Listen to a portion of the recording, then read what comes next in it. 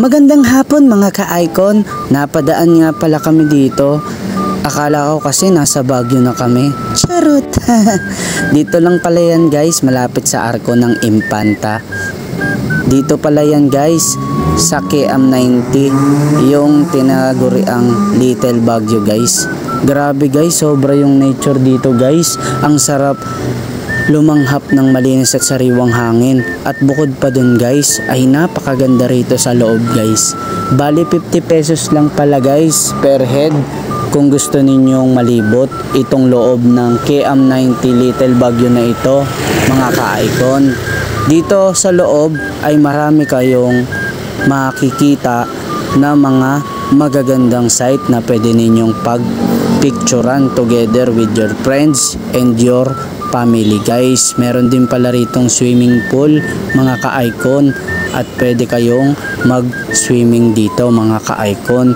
Bali ito palang loob na ito mga ka-icon ay sobrang laki at lalakad talaga kayo hanggang dun sa tuktok mga ka-icon dahil napakaraming spot dito mga ka-icon na pwede ninyong pag-selfiehan at pag-picturean mga ka-icon.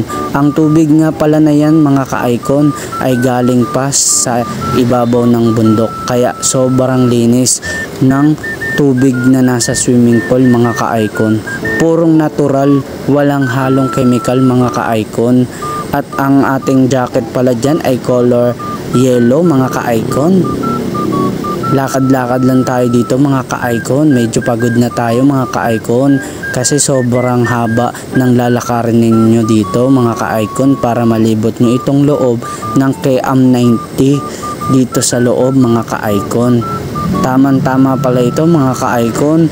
Kapag napadaan kayo dito sa Impanta ay huwag nyong kalimutan dumaan dito sa KM 90 Little Baguio dahil talagang magi-enjoy kayo sa mga view sa loob na ito mga ka-icon. At makikita ninyo mga ka-icon na walking lang kami dyan mga ka-icon. Ang kasama ko nga pala dyan mga ka-icon ay ang aking mga katrabaho. Naisipan kasi naming mag-rides sa Impanta from Pasay to Impanta. Bali pa uwi na nga pala kami nyan guys, buti na lang dito ulit kami dumaan kasi nung umalis kami guys, gabi namin biniyahe ang Pasay to Impanta at sobrang ganda pala rito dumaan guys kapag maliwanag dito sa dinadaanan namin nung papunta pa lang kami dahil sobrang ganda pala ng tanawin dito. Grabe guys, kung makikita ninyo sa video guys, napaaho na ako nito guys kasi pupunta kami dun sa pinakatuktok dahil meron kaming natanaw. Pagpasok pa lang namin sa entrance, meron kaming natanaw na castle kaya balak namin talagang lakarin papunta doon sa tuktok para makapag take kami ng magandang picture mga ka-icon. Ayan guys, ayan yung aking kabady-bady sa aking trabaho mga ka-icon. Medyo malapit na pala kami mga ka-icon, ilang steps na lang ay makakarating na kami dito sa aming gustong pagpicturean mga ka-icon.